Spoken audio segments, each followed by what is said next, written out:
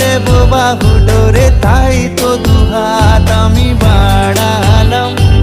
সাজিয়ে মনের ঘরে নিয়ে যাব বহু দূরে, তাই তো এসে আমি দাঁড়ালাম।